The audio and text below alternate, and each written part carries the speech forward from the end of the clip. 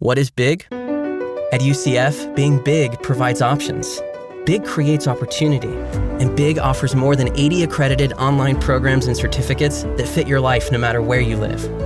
Ranked as one of the nation's top 20 online programs by U.S. News & World Report, UCF Online is more than just convenient. It's life-changing. To apply or search for degrees, visit ucf.edu/online.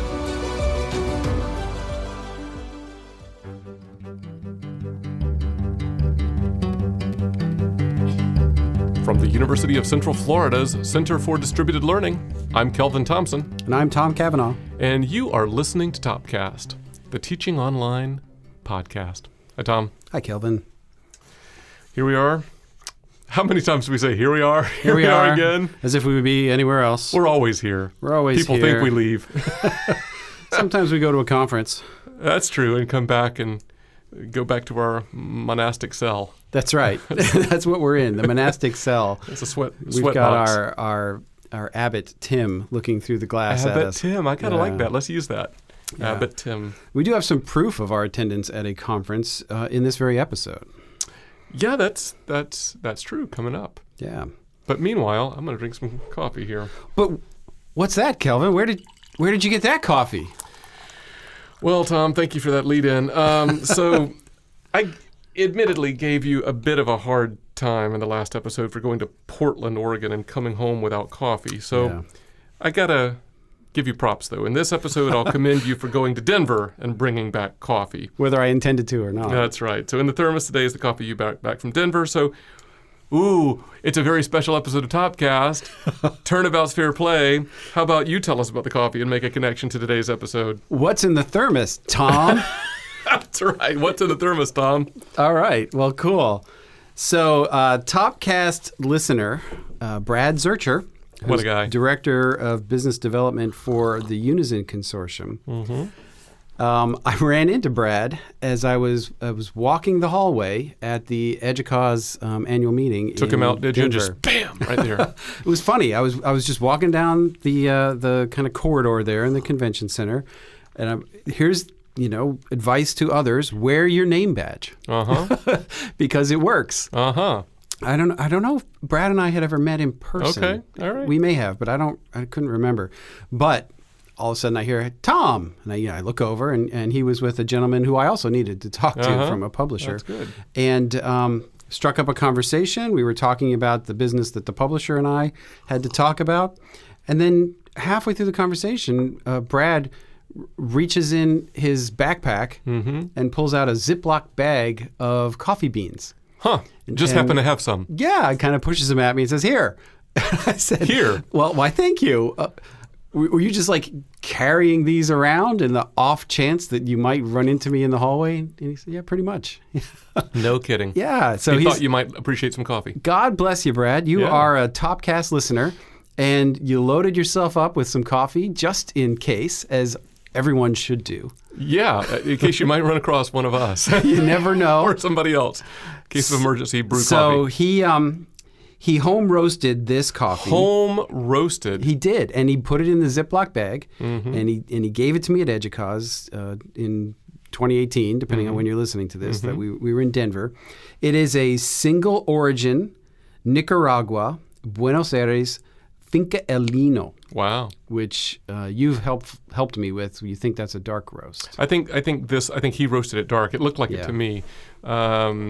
So what do you think, Kelvin? I think it's actually pretty tasty. I am having it for the first time here as we're sitting in the studio. I think it's got a nice taste to it. I did it for Brad's benefit if he's listening. Did it on the French press and so it's a coarse grind, and I thought that thing was pretty tasty. It's good. It's excellent. Thank you, Brad. Very much appreciate it. And Best home roasted coffee we've had on Topcast. Haven't you roasted some? No. Brad, I followed up and asked him just the specific variety here, and he said that he's been home roasting for a while, and he had been doing a popcorn popper, burned out 2 of those, and finally invested in a real home roaster, and he said he's got an alternate persona. He's the quote-unquote coffee guy at church. He said he got tired of the Folgers, so he roasts brews and brings in coffee. So he's like, oh, coffee guy. Yeah, well, so he knows what he's doing. No kidding. And I it's very wouldn't have good. done that well. That's pretty good. So thank you. Now, Connection, Tom. the connection. Obviously, there is a connection. Obviously. Obviously. I'm waiting to see how good your kung fu is. Yeah. So here's my kung fu. I didn't tease it so you could figure it out yourself I without see. kind of giving away the rest Okay. of the episode. Mm-hmm. But for the home listening audience's benefit, during that the OLC Accelerate Conference, which was shortly after the Educause Conference, Right. But that happened to be here in Orlando for us, fortunately, I happened to meet and speak with an old friend, Dr. Jill Buban, who recently joined Unizin, where Brad works. Ooh. So they are now colleagues. I recorded an interview with Jill, and we talked all things Unizin. Well, Thus, it seemed like a really appropriate time to be drinking coffee that came from Brad. all right. I'll give you credit. That's pretty good connection. Let's see if you can pull that off another few times. Anybody can win any Saturday once. That's right. Right, Even Tom. a broken clock is right twice a day. Just saying. And you could argue that, gee, Tom, that's a fairly, non-creative, direct connection. I would never say that. Requires no kung fu at all. No, it was pretty solid. Okay. Yeah, pretty solid. So thanks to Brad and thanks to Jill. Yep. That was the connection. So. Okay. I like the coffee. I like the connection. So you said we've got an interview. So hitting the highlights, Jill, some of our listeners might know, was formerly on staff with the Online Learning Consortium, OLC, a senior director of research and innovation. And also for our listeners' benefit, as many of them will know, Unizin is a consortium of universities and systems with the stated mission of, quote, improving the learner experiences with digital teaching and learning resources, unquote. Anything you'd like to say additionally about the interview with Jill before we cut to the recording, Tom? Other than we just very much appreciated her time and learning about Unizin, I don't think so. I think she does a really good job of explaining it. So maybe we'll play the interview, come back on the other side, and make a few pithy comments. I don't do pithy, Tom. Here's Jill. So Jill, thank you for being on Topcast. Oh, thank you, Tom. It's a pleasure. So at the time we are recording this, you are in a relatively new position with the Unizin Consortium. Yes. So I know what the Unizin Consortium is. The University of Central Florida is a member, and we've gotten a lot of value out of being in Unizin. But when I talk about Unizin, I often, well, I won't say often, it depends on the circumstances, but I occasionally get that furrowed brow, quizzical look, and then I have to explain what Unizin is. So maybe that would be a good place to start. If you could share with the vast Topcast listening Sure. audience, what is Unizin? Sure, I'd love to. And it's interesting. I had this similar experience when going through the process in applying for this job, and I said, "You all know what you do, but the outside world doesn't know what you do." Right. So that's part of my role will be telling that story. So we're a relatively young consortium of 25 institutions. Our 11 founding members are largely from the Big Ten. And they really gathered around the idea that if we have a unified data platform that can pull in data from all different types of sources, so not only the student information systems, but learning management systems and other technology systems, we can then collect data in one place, and institutions can pull their data from that. But we can also start to be doing cross-institutional research to hopefully try to affect student success measures. So access, affordability, retention, persistence, big dreams for me out of the research side. Yeah. But it was really built around, I think some of the misconception is we do have the ability to offer different contracts with technology vendors, but the founding members really pulled around this idea that a strong unified data system could provide the opportunity to really largely impact student success measures. Yeah, and that interest in data kind of in aggregate across, I've been told that the FTE across the entire Unizin consortium is like 700, 800,000 or something like that. We're actually this fall just approaching 950,000. 900, so we're hoping, the balloons will fall from the sky when we hit 1 million. Yeah, so that's a big number, right? Yep. And if you can put together a data set across that number, you can start to really pull some insights. I guess that's the plan. Part of, if my memory serves, part of some of the rationale for creating the consortium, in addition to the data, is, so I think about some of the stuff that Brad Wheeler has said from Indiana, and he has referenced, if my memory's right, the odd publishing model that we have in higher ed, where faculty write an article that they're kind of required to publish, right, to keep their jobs and get tenure, and they give that for free to some publisher who sells it back to that very same university at exorbitant prices, where it just seems sort of backwards. And my understanding was that the founding members of Unizin were concerned that faculty would be creating educational products, multimedia assets, other kinds of online tools and content that publishers would end up getting and selling back to us. And there was some attempt to kind of take matters into our own hands. Is that still part of the mission? Yeah, that's an excellent, I'm glad you brought that up. So that the content part of the mission is definitely providing faculty with the opportunity to be publishing openly. One big part of that content, we have a lot of faculty using Pressbooks platforms, sharing broadly.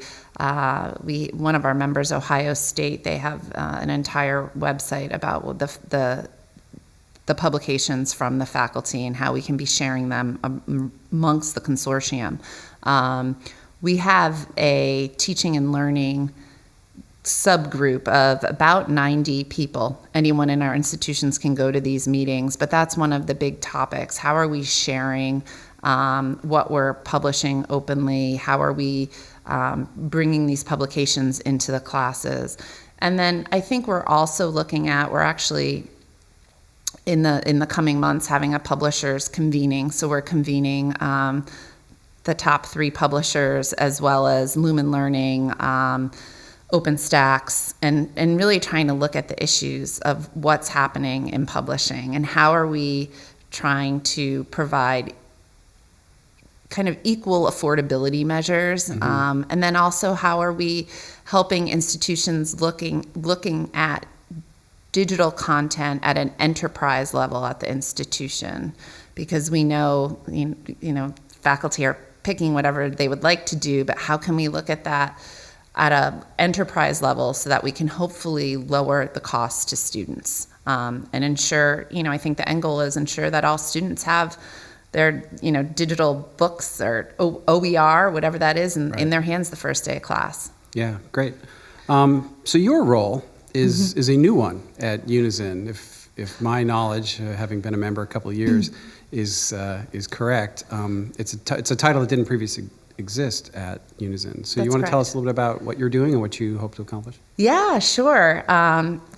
Yes, it is a new role, so we're kind of creating it a little bit as we go, but basically really have a few functional areas. So with the launch of the Unizin data platform, we can now start doing the research. So I was brought in to start working with that larger teaching and learning group to look at what priorities we have around research and how will they link to our mission.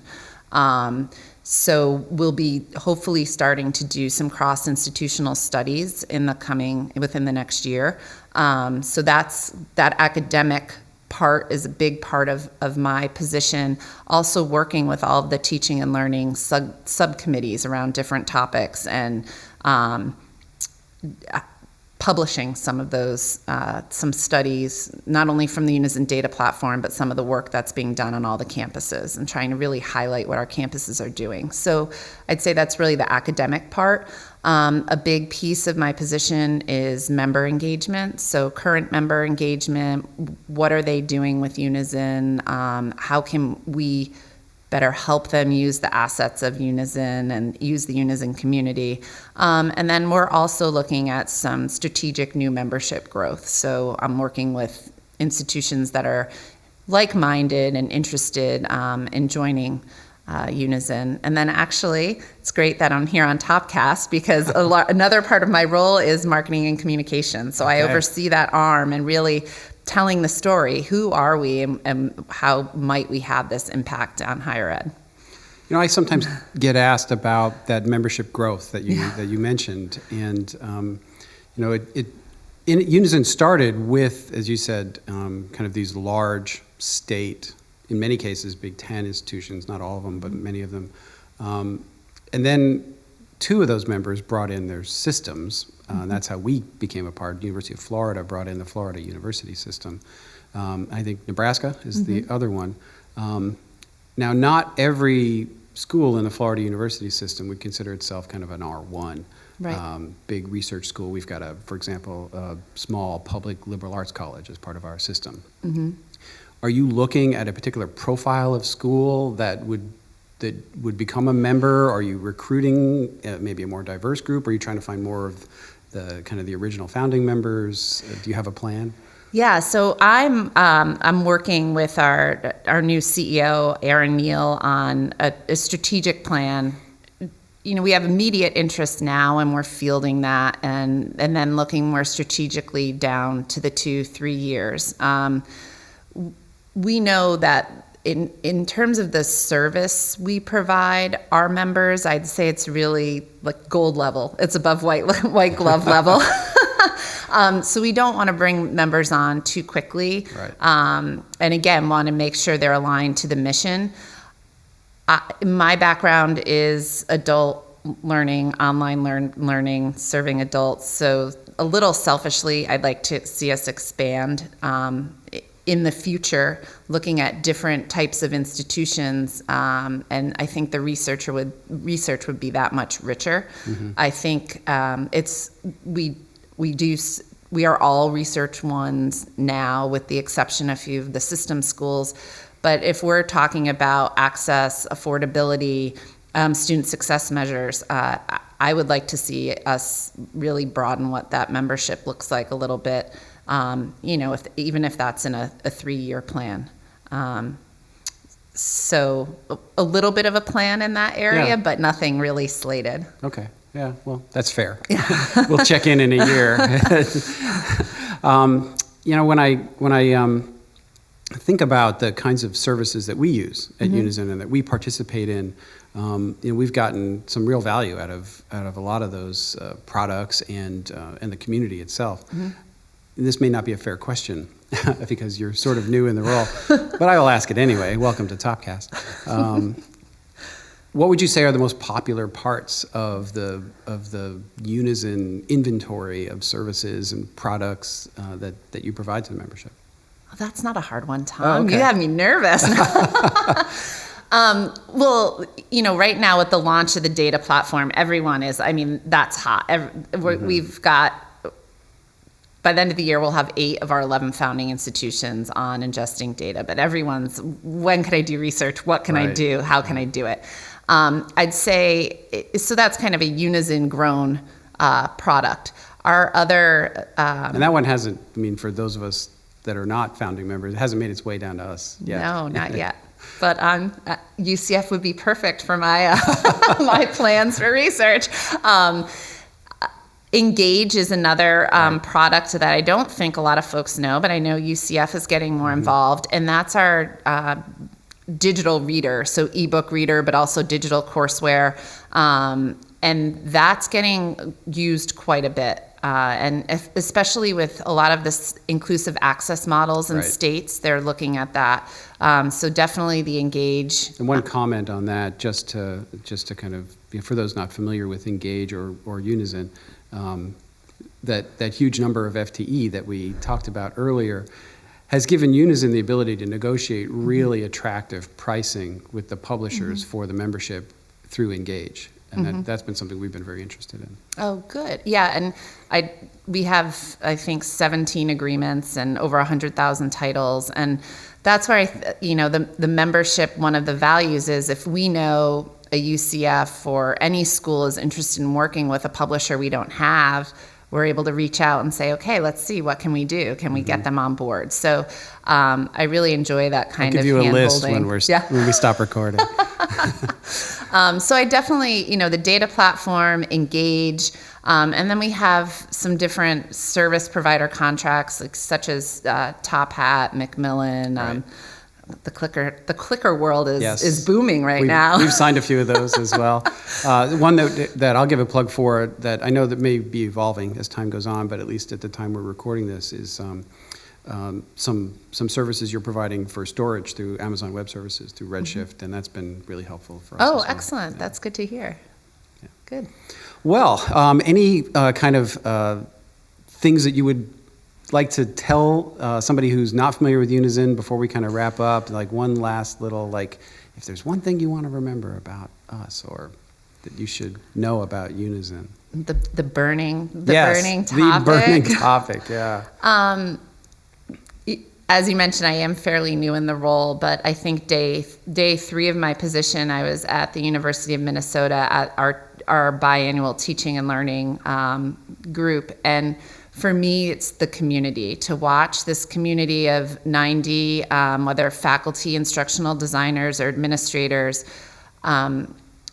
working intensely to try to solve these problems. I think I've been to a lot of professional development sessions where, you're on your phone or your laptop, and these folks are so highly committed to trying to move the needle in a variety of areas that Unizin is focused on. So I think that the sense of community and focus on the mission and moving the organization forward to impact change in higher ed is really, it's what brought me to the organization, and I think that's really what we're all trying to do there. So, yeah, well, that's great. I'm glad because we participate as well, and we've gotten a lot of value out of it. And collectively, we're all smarter than we are individually, right? Exactly. Well, Jill, thank you so much for being on Topcast. Thank you, Tom. This was a pleasure. So that was your interview with Unizin's Jill Buban, Tom. It was. Again, thank you to Jill for taking the time to speak with me and taking time out of what I know is a very busy conference for her. But hopefully for those of you that maybe weren't that familiar with Unizin or maybe heard of it and didn't know the details, that was useful for you. And those of you who didn't know that Brad Zurcher roast coffee, now you know to hit him up and ask him for a supply whenever you see him. Where's my Ziploc bag of home-roasted beans? I plan on doing that next time I'm on my path. I'm going to look, who's coming to this conference? Oh, Brad's coming. Where's my coffee? Yeah. Get off my yard. Okay, that's a whole other old man voice. So I was thinking, Tom, it's interesting. There are a number of groupings of institutions that have maybe related missions. I can think of a few. Frontier Set for sure. Yeah, we're part of the University Innovation Alliance. That's another. Unizin. And I was thinking, I don't look at them as competitors because I think sometimes they overlap, but it's more, the consortial arrangements are more about the types of universities than they are about the mission, I think. In some regards, yeah. You think about this, there are groups of, for example, community colleges. Here in Florida, we're part of what's called the Florida Metropolitan Consortium of Research Universities. That's us, USF, and FIU. And we're very similar kinds of institutions, which is why we sort of, linked arms on some common goals. The three of us make up everything good about the majority of everything good about the State University of Freudian Florida. slip there. That's right. Yeah. The majority, 60%. All these different metrics. It's 60+% of that good thing is accounted for by those three institutions. Well, as an aside, about 50% of all of the bachelor's degrees awarded in the state of Florida are from our three institutions. There you go. So that's a lot of access being provided right there. But access is one of those mission elements that shows up in a lot of these consortial kind of things. Like you said, we all care about that, but then it's maybe about what's unique, what's the unifying factor between the institutions that will allow you to push forward on, say, access or I don't know, degree attainment or something. Yeah, and I find it actually interesting and heartening listening to Jill talk about some of their maybe as yet defined plans to expand membership into maybe some different types of institutions. Yeah, that was interesting. For the most part, definitely the founding members of Unizin are a certain kind of institution. Right. Now, since they've opened it up to some of the system schools, that's broadened some of the kinds of institutions that are in there. I think we at UCF are more like the founding institutions than maybe not. So we've been able to participate very heavily in a lot of what Unizin has to do. But that doesn't mean that there aren't others that couldn't benefit from their products and services as well. And I think that does have implications for the promise of how Jill outlined and described the Unizin data platform, right? There is something to be said for kind of unified data across similar institutions, but then there's also something to be said for unified data across a diversity of institution types, because it helps us learn stuff, right? Yeah. And so maybe as we kind of wind down here, I will share an African proverb. Oh, do tell. I know it's one that you know well. Yes. We've shared it before here. On different occasions, you and I have each had the opportunity to have meetings at the Gates Foundation in Seattle, the Bill and Melinda Gates Foundation. Lovely place. And this proverb is on the wall there prominently, and I think it's great. And it says that if you want to go fast, go alone, but if you want to go far, go together. Oh, that's lovely. And that sort of sums up the value of a consortium, I think, in just a little, much more wise way of saying it than I could do. Yeah, that's actually probably good mic drop territory, and maybe we stop right there. But just to be traditional about it, I suppose I'll take a stab at a less pithy bottom line for the episode and see if you agree. It just takes more words to say the same thing that you did in a less elegant way. So we're always smarter together. Unizin is one consortium that leverages institutional relationships to advance good practices in educational access and degree attainment. All of us in higher ed would do well to attend to and apply such practices in our work. Yeah, agreed. And I think Jill would agree. Yes. So thanks to Jill and thanks to Brad. Indeed. Since it's been a while, maybe I can do a shameless plug. Shameless away there, Tom. So here's a testimonial from one of our favorite listeners. This showed up on Apple Podcasts, formerly known as iTunes. And so today's testimonial comes from our good friend and colleague, Dr. Luke Dowden, of the Alamo College District in lovely San Antonio, Texas. Remember the Alamo? I do. I've been there a number of times. I've never been inside the Alamo. Well, I've been inside once. I've only been there like at night and walked around. They have a collection of Bowie knives. Oh, well, he was there. Yeah. I don't think the knives helped him. I know. There's a lot of them. It's interesting. Luke is Vice Chancellor and Chief Online Learning Officer for the Alamo College District, and he very generously said that as a late bloomer in terms of using podcasts to learn, I've really enjoyed the format of Topcast, its emphasis on current topics, the depth of conversation packed into 30 minutes, and breadth of experts it presents. It is the perfect podcast for the morning commute. Oh, that's nice. Thank you, Luke. He actually told me in person that as well, because when he moved from his previous job where he had almost no commute to his current job where he has a much longer commute, he started listening to us a lot more and has said some really nice things about how much he's enjoyed it. Yeah, I saw he posted something on Twitter a while back that said along those lines. I appreciated that as well. So if you have something kind to say about Topcast, please look us up on Apple Podcasts and leave a review. If you have something to say that warrants follow-up, you might consider recording a voice memo and emailing it to topcast@ucf.edu so that we can respond. We might even play it in a future episode. Wouldn't that be fun? Super duper. Super duper. But until next time, for Topcast, I'm Kelvin. And I'm Tom. See ya.